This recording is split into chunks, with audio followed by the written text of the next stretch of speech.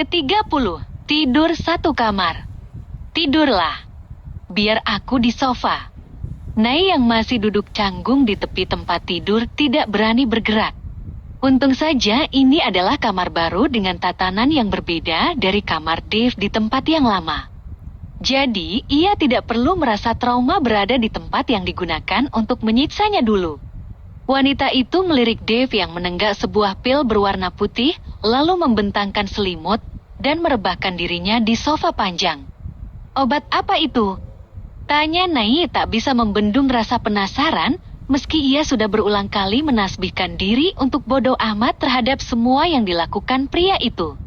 Obat biar tidak mengigau. Nanti buat kamu ikut, tidak bisa tidur lagi.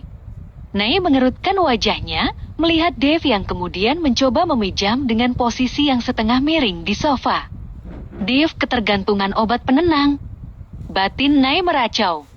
Sebagai orang yang terbiasa hidup sederhana meski banyak masalah, Nai bersyukur tidak sampai mengkonsumsi yang obat-obatan seperti itu dalam hidupnya. Dasar orang kaya. Kena masalah sedikit saja sudah aneh-aneh. Gimana jadi aku, kamu, bisa bunuh diri? Batin Nai kembali membuatnya bersyukur tidak menjadi orang kaya yang melampiaskan masalah mereka ke hal yang merugikan. Nai masih di tempatnya duduk tak berani bergerak, apalagi merebahkan diri. Bayangan Dave yang akan melakukan sesuatu padanya saat tidur kini tergambar buruk di benaknya. Lagi pula, Nai merasa sangat tidak nyaman berada satu kamar dengan pria itu, meski Nai bahkan sudah pernah menemaninya tidur di ruang depan beberapa hari lalu. Kenapa tidak tidur? Takut aku perkosa lagi. Dave mendongak sesaat, lalu kembali cuek menarik selimutnya. Mendengar kata yang tidak mengenakan telinga, Nai makin membenci Dave yang sembarang bicara, tidak peduli bagaimana perasaannya. Nai segera menurunkan dirinya dari tempat tidur, namun Dave yang merasa Nai marah, lantas menghadangnya. Mau apa? Ketur Nai benar-benar dengan nada paling sewot. Apa aku salah bicara? Pertanyaan Dave yang konyol, sungguh membuat Nai menertawakan dirinya sendiri saat ini. Kamu tuh benar-benar tidak ada perasaannya, ya? Kamu pikir, aku tidak trauma mendengar kata itu? Kamu ini manusia apa bukan? Shush. Oke. Aku minta maaf. Kamu jangan keluar. Aku harus jawab apa ke Oma nanti. Bukan urusanku. Nai menyingkirkan tubuh kekar Dave dari hadapannya, lalu menerobos berjalan cepat ingin keluar dari kamar ini. Namun baru saja ia memegang handal pintu, Nai merasakan mual tiap kali emosi melanda kepalanya. Membungkam mulutnya dan mengunci kerongkongannya, Nai berharap ia tak sampai memuntahkan isi perutnya. Ia benci muntah. Dave yang menyadari kekeliruan ucapannya, kini membalikkan tubuh Nai menghadapnya, lalu menarik dalam pelukannya.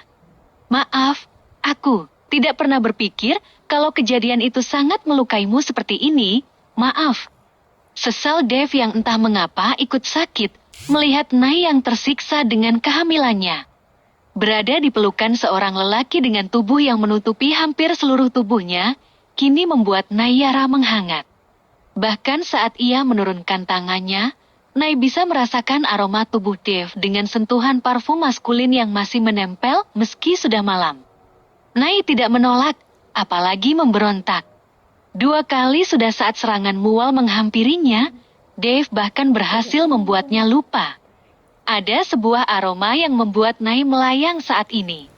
Entahlah, aroma itu masuk begitu saja melewati lubang hidung Nai, yang membuatnya kemudian mengembuskan napasnya kasar.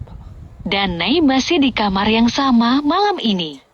Ia terpaksa menarik selimut tebal berwarna abu tua itu sampai menutupi separuh wajahnya.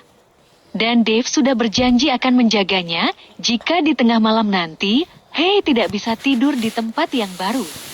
Meski bukan pertama kalinya berada di kamar ini, Nai yang mengawali tidur dengan kondisi sadar itu, jelas masih mencoba mencerna agar otak dan badannya bisa sinkron malam ini.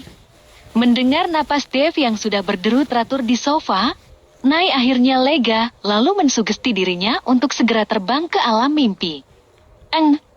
Suara lenguhan Nay terdengar tipis di telinga Dave yang kemudian terbangun di tengah malam dan melihat Nay seperti gelisah dalam tidurnya. Nay menggeliat sampai menendang selimutnya. Seperti ada sesuatu yang tidak nyaman karena tangan kanannya memegangi perutnya yang terbuka. Ya, Nay tidak sadar telah menyingkap baju atasannya hingga menampakkan bagian perutnya yang masih rata. "Hai, Nay. Kamu kenapa?" Dave menundukkan tubuhnya menepuk pelan pipinya, namun wanita itu tak menyahut. Ia tetap gelisah lalu mengernyit seperti menahan sesuatu yang sakit di tubuhnya. Dengan tangan gemetar, Dave mencoba mengulurkan tangannya menumpangi tangan Nay yang memegangi perutnya. Sesaat kemudian, Nay tak lagi menggeliat gelisah. Terlebih kini Dave menggeser telapak tangannya, merasai perut bagian bawah Nay yang mengeras. Dave mencoba mengangkat tangannya, dan Nay kembali gelisah. Sebuah senyum tipis refleks tersungging dari sudut bibirnya yang merasa lucu dengan kondisi Nayara saat ini. Akhirnya Dave menggeser sebuah kursi kecil, lalu duduk menghadap Nay, dan meletakkan tangannya menumpuk tangan Nay di atas perutnya. Dengan sentuhan dan elusan kecil, kini Dave meletakkan kepalanya bertumpu pada satu lengannya dan mencoba tidur dengan posisi ini demi menjaga Nayara tetap nyaman. Pagi sudah menjelang saat Nay merasa ingin buang air kecil dan perutnya terasa berat. Nay mencoba menarik tangannya, namun ada sesuatu yang mengganjal. Mencoba mengembalikan nyawa secara lengkap ke tubuhnya, Nay malah mendengar suara dengkuran yang berat. "Dave!" Pekik Nay kaget, lantas membangunkan dirinya. Dave yang refleks terbangun, lalu menahan tubuh Nay agar tak sembarang bergerak. "Hati-hati! Ngapain kamu?" Nay membuang tangan Dave yang berada di perutnya, lalu buru-buru menutup kembali baju tidurnya yang tersingkap. "Kamu gelisah semalaman. Apa perutmu sakit? Aku hanya ingin membuatmu dan anak ini nyaman, itu saja. Tolong jangan paham," ucap Dave dengan suara cepat, lalu mengangkat tangannya yang menggeser kursi kecilnya. Sementara Nayara yang masuk canggung, kini tidak tahu harus berbuat apa. Diliriknya Dave yang beranjak menuju pintu keluar. Tubuhnya berdesir, tiap kali Dave melakukan perhatian kecil untuknya. Namun otak dan perasaannya seperti masih bertolak belakang. "Terima kasih," ucapan Nay menghentikan langkah Dave yang kemudian berbalik dan mengangguk singkat. "Selamat pagi, Tuan Besar. Semalam, Nyonya Besar menginap di sini."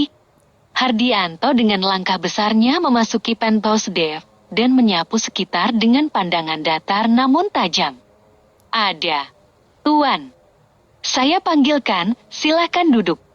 Setengah berlari, Biina menuju ke kamar Nay. Tempat Harlina semalam menginap di tempat ini. Belum juga Biina yang mengetuk pintu, Harlina sudah keluar dengan wajah masam, melihat suaminya datang menjemput. "Tunggu di situ, tidak usah duduk. Oma panggilkan Dave dulu." Harlina dengan langkah anggun dan dagu terangkat, kemudian menuju kamar cucunya. "Dave, Nay, Oma mau pulang." Hardianto langsung memising waspada saat istrinya memanggil nama Nay di sana. Dan benar saja, Dave yang masih dengan pakaian tidurnya, membuka pintu dengan Nay yang berdiri di belakangnya. Harlina lantas tersenyum gembira melihat perkembangan hubungan keduanya. "Kok buru-buru, Oma? Tidak mau sarapan dulu?" "Dave antar, ya." "Tidak perlu. Opamu sudah seperti robot di situ. Oma pulang dulu." Nay yang masih dengan wajah bantal, lantas mendekat meski ia sekilas melirik Hardianto yang menatapnya tajam. "Oma pulang dulu. Jaga cicit Oma baik-baik, ya. Pagi ini tidak mual." "Dek." Nay tertegun. Ia juga baru ingat bangun tidur tadi, ia tak lagi mendapat serangan pagi seperti biasanya. "Tidak, Oma." "Nah, itu pasti karena anak kalian tidur dengan ayahnya, jadi merasa nyaman. Kalau begitu, kalian jangan terpisah kamar lagi. Dengar, Dave?" Dave tak menjawab, ia lantas merangkul sang Oma menuju pintu keluar. "Oma duluan sebentar, Opa ingin menumpang kamar mandi dulu." ucap Hardy, kemudian membiarkan Dave dan istrinya keluar lebih dulu. Sementara Nay berdiri dengan tubuh gemetar saat suara ujung tongkat Hardianto terketuk bertalu di lantai. Dengan tatapan nyalang, pria tua itu mendekati Nayara yang sudah kelewat batas dan tidak mengindahkan peringatannya waktu itu. Sepertinya kamu ingin melihat ibumu mati perlahan di sana. Nay menggeleng cepat dengan wajah memerah. Tidak, jangan.